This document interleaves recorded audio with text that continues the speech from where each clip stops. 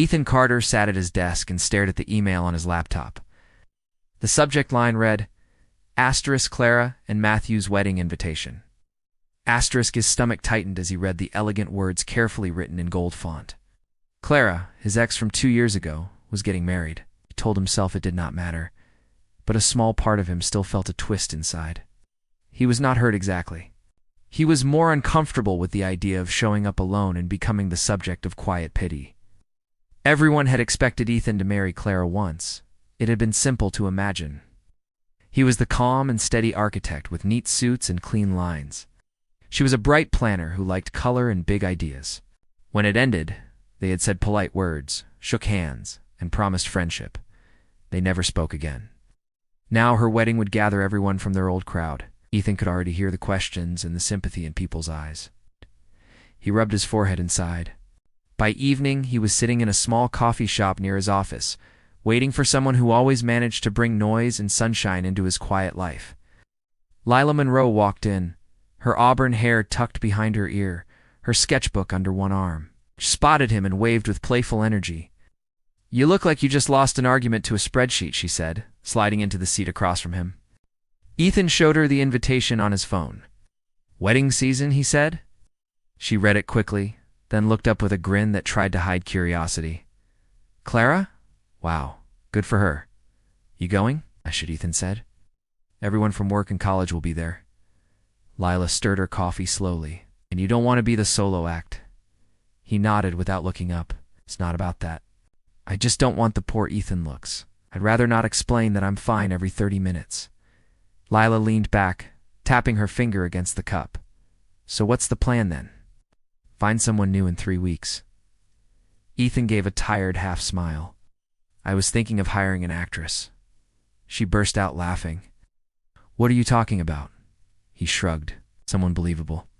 Someone who can stand people's questions. It's just for a night." Lila shook her head, smiling in disbelief. "You watch too many movies? You'd actually pay a stranger to play your partner?" "Maybe," he said quietly. Then he looked at her, and as a joke, added, "Or you could do it." There was a moment of silence. Lila blinked. "Me? Pretend to be your date?" "Sure," he said lightly. "You know me well enough. And you can act." She laughed again, this time louder, drawing a few curious gazes from other tables. "Ethan, no one would believe that. We'd argue about everything. That's chemistry," he said, playing along. She rolled her eyes, but smiled. "You're serious?" "Not entirely," he muttered, though part of him was. He looked down, tracing the rim of his cup. "Forget it. It was a dumb idea." Lila watched him for a moment. The quiet around his words was heavier than she expected. She thought of all the times she had seen him alone at events, polite but distant, always letting others lead the conversation.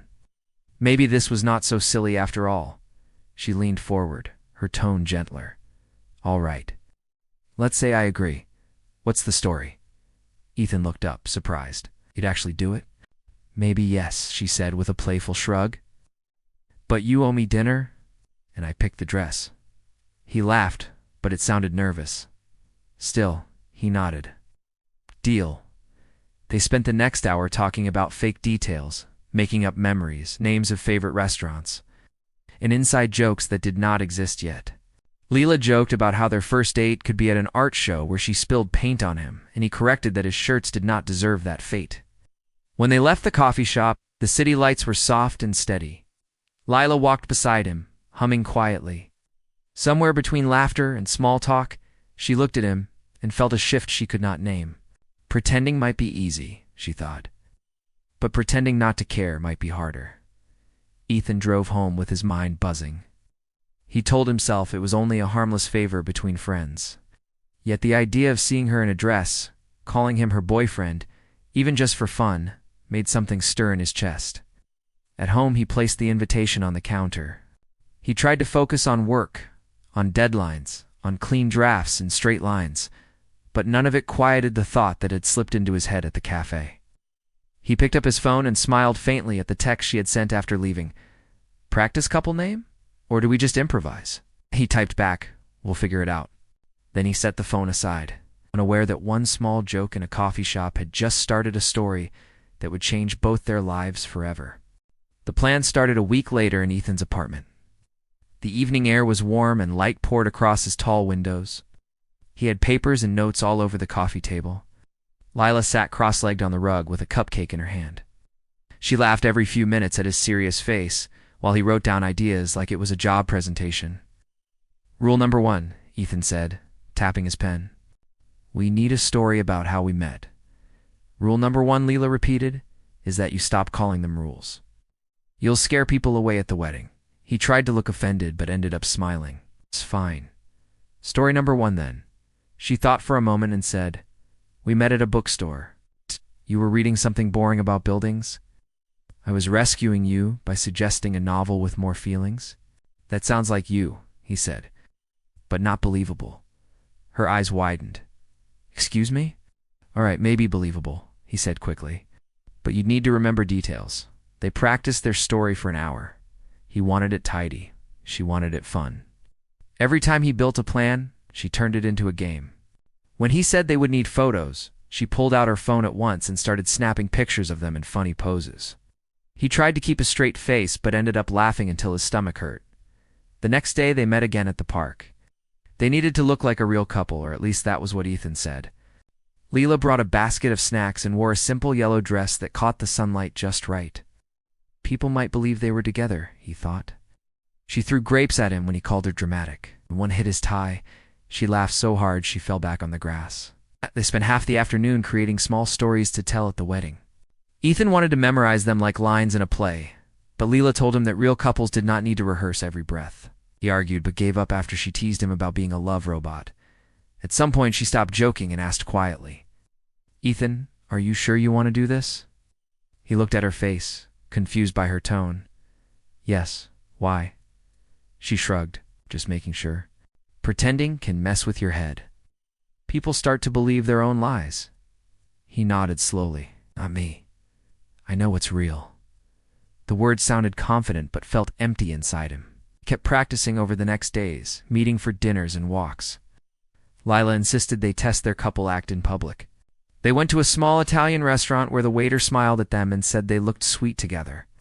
Lila leaned her head against Ethan's shoulder just for effect. It was meant to be part of the act, but his breath caught for a second before he remembered to stay calm. After dinner, they walked through the city streets, lit by warm yellow lights.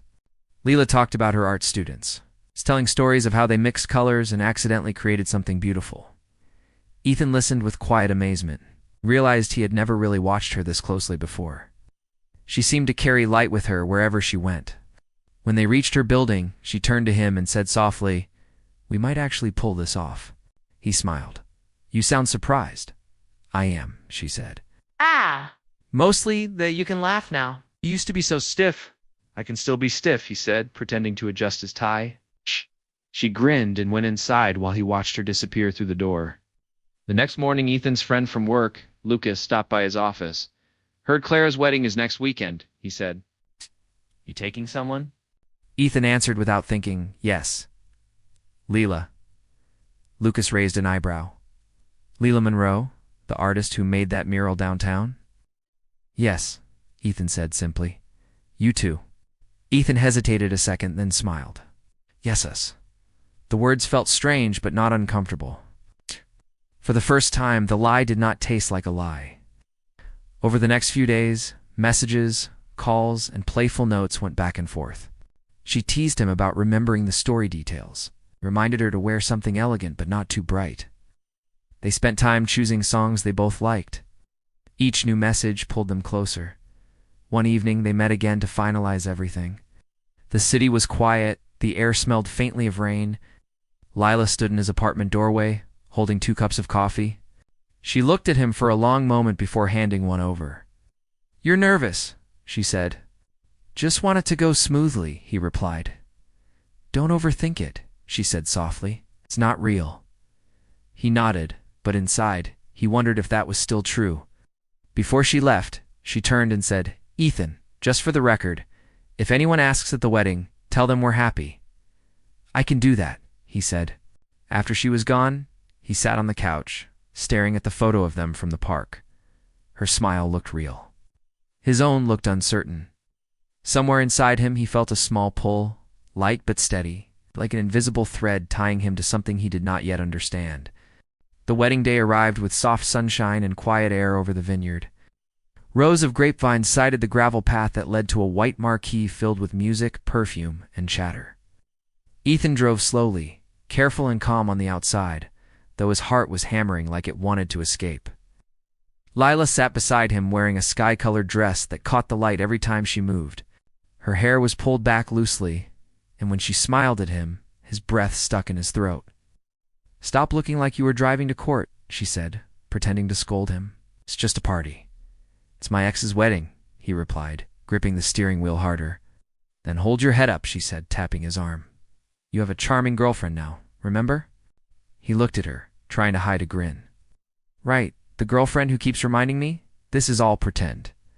"Exactly," she said lightly. "Best kind, no responsibility, it's only fun." But as they parked and stepped out, Lila's fingers brushed his hand. The touch was meant to look natural, harmless, and yet something flickered there. Neither spoke about it.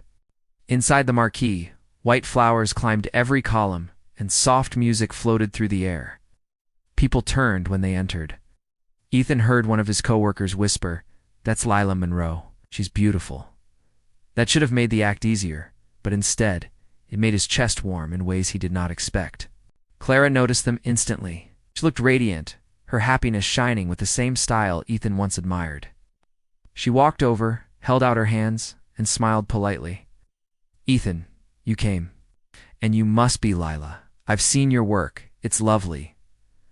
Lila looked calm as she replied, "Thank you. I've heard many good things about you."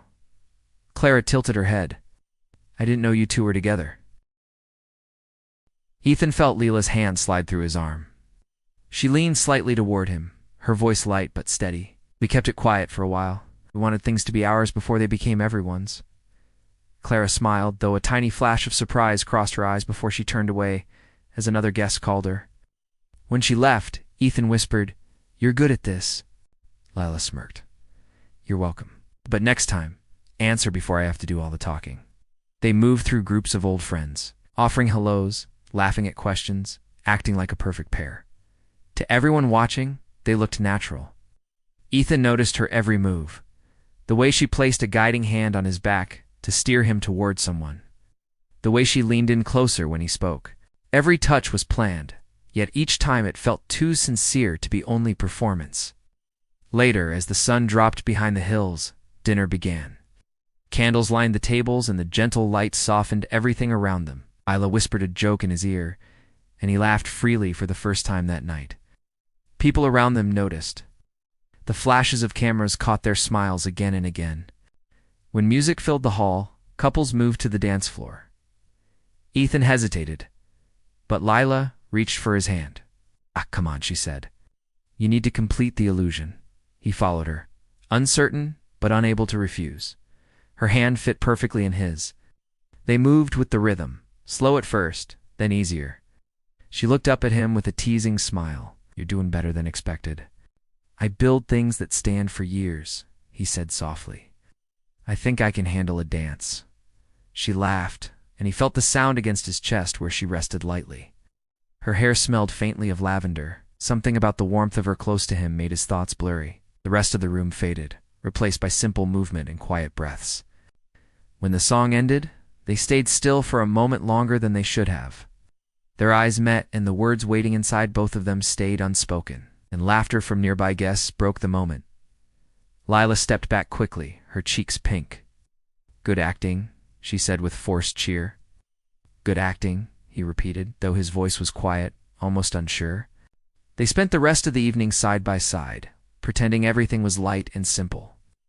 Every smile between them held confusion and something new, something neither wanted to name. When the night ended, they walked toward the parking lot, where soft lamps lit the path. The air smelled of grapes and late summer dust. Lila took off her shoes and carried them in her hand.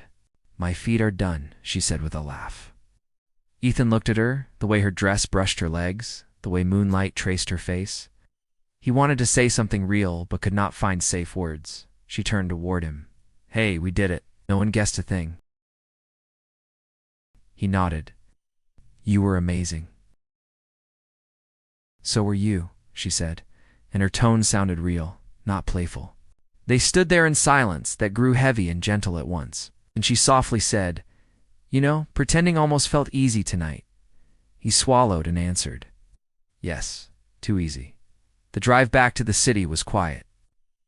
She slept lightly beside him, her head leaning against the window. Ethan kept his eyes on the road, but his thoughts raced between what was real and what was not. When he stopped at her building, he woke her gently. She gave him a small, drowsy smile and whispered, "Thanks, partner." He sat there after she walked away, staring through the windshield while the sound of her steps faded. Something inside him was shifting in slow motion, like a steady string pulling him closer to something he no longer wanted to call pretend. News about Ethan and Lila spread faster than either of them expected. Photos from the wedding appeared online by Monday evening. Someone had posted a picture of them dancing, her head near his shoulder, the caption calling them the perfect couple. By morning, people at Ethan's office were sending him messages filled with cheerful teasing. When Ethan walked into the meeting room that day, Lucas was already waiting with a crooked grin. "So this is why you have been smiling more lately," he said. "Lila Monroe. Impressive. Half the city knows now." Ethan sat down, pretending to stay calm. It was Clara's wedding. "People like to talk." Lucas leaned back. "Maybe, but you looked very comfortable with her." "Everyone thinks you two have been together for months." Ethan wanted to argue, but stopped. Arguing would only feed the rumor. He decided to keep quiet and focus on work. It would pass soon. At the art studio, the same thing happened to Lila. Her students were excited, showing her pictures on their phones. "Miss Monroe, you and Mr. Carter look so cute," one of them said with a big smile. She laughed, trying to hide her nervousness.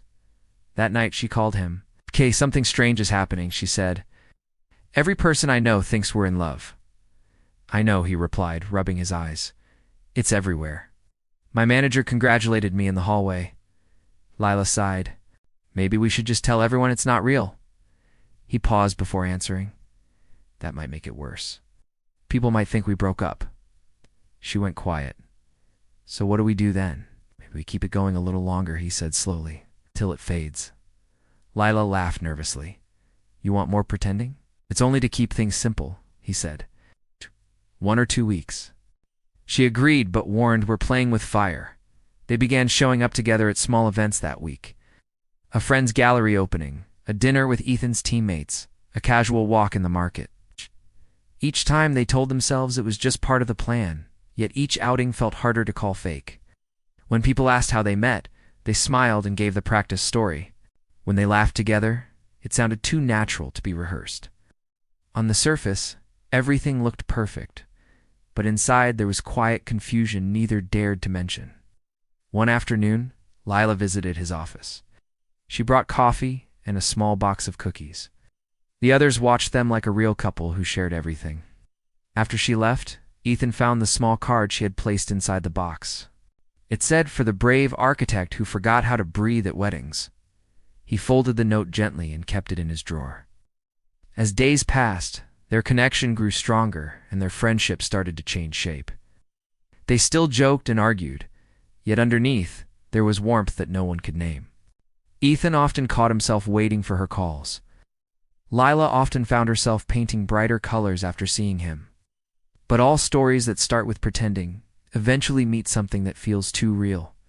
One Sunday evening, they met at a rooftop cafe. The city lights stretched below them, while orange skies turned into slow shades of purple. They talked about work and joked as usual. Then, without real reason, Lila asked, "After all this, what happens when people stop believing we're together?" Ethan looked down at his coffee. "We end the act. Go back to normal." "Normal," she repeated softly. "What if normal feels strange now?" He looked at her face, lit by the fading sun. "You sound serious." "Maybe because it is serious," she said quietly. "Sometimes I can't tell if I'm still acting." The air felt heavier now. He wanted to say he felt the same confusion, but fear kept him silent. A few days later, a small misunderstanding turned everything tense.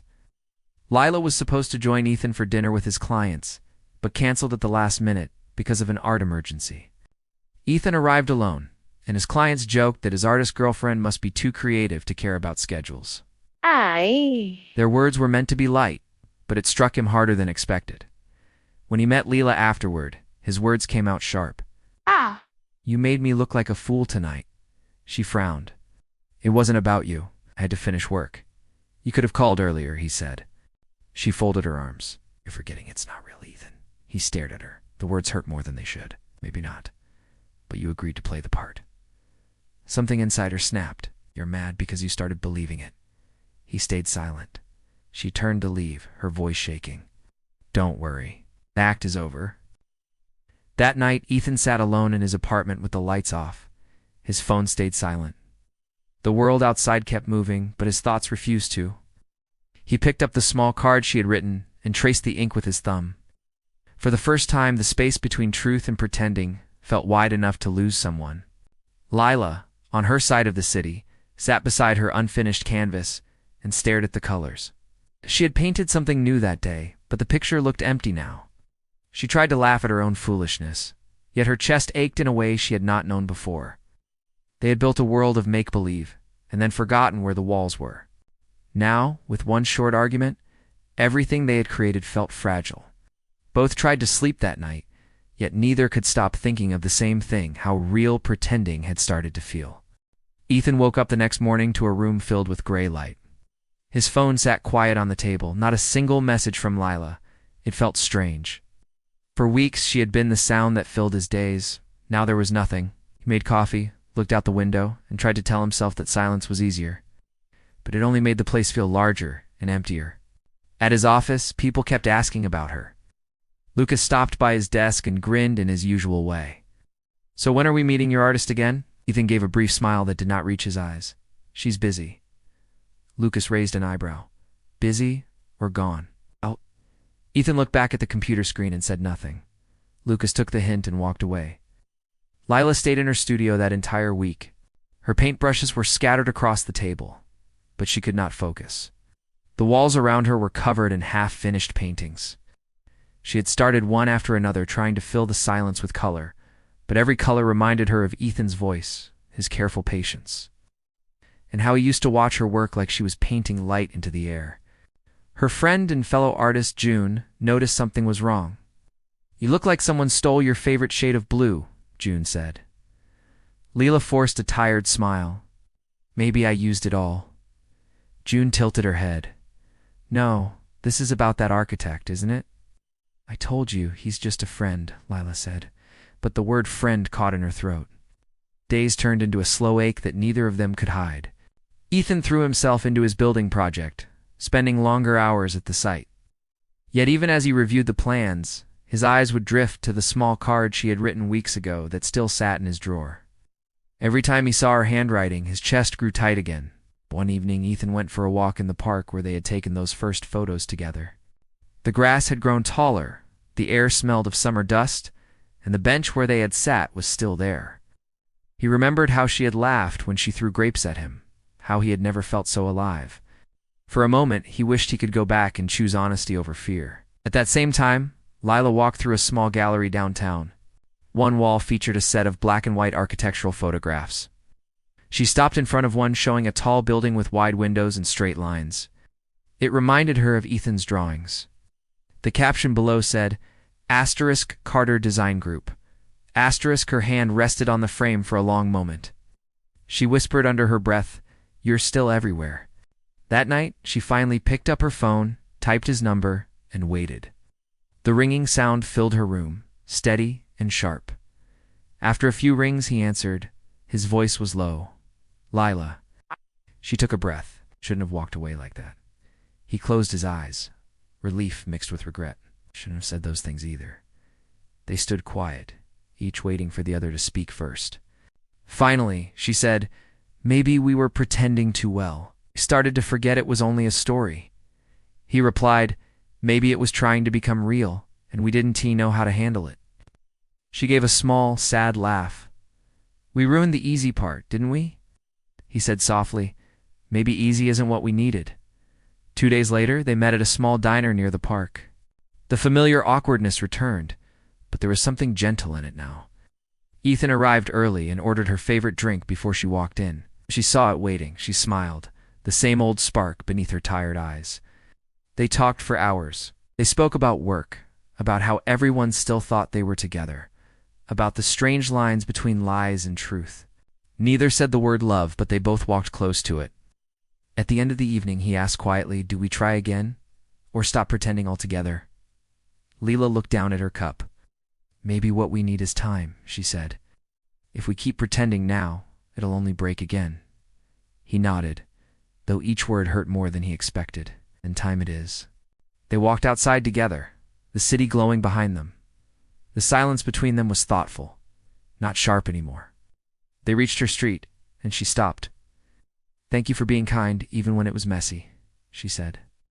"Thank you for making it messy," he answered with a light smile. She laughed at that, the sound warm and soft. Then she turned and walked toward her door. He stayed on the street until she disappeared from view. For weeks afterward, they kept their distance. Ethan worked late, finished the design he had been struggling with, and sent it in for review. Lila's paintings started to find life again. She used brighter colors, bolder strokes, mixing warmth and calm in a way she never had before. Yet every bright shade had a trace of something hidden beneath it, a reminder of someone who once asked her to be his pretend. Ethan sometimes passed by that same gallery wall in the evening, stopping for a few minutes before heading home. He never entered, but he always looked at the window reflections, half expecting her shadow to appear behind the glass. They both moved quietly, pretending to be fine. But deep inside, the thread that had joined them during all their pretending had not been cut. It only stretched through the city, invisible and strong, holding two hearts that were learning the slow art of missing each other, without forgetting what it had meant to meet in the first place.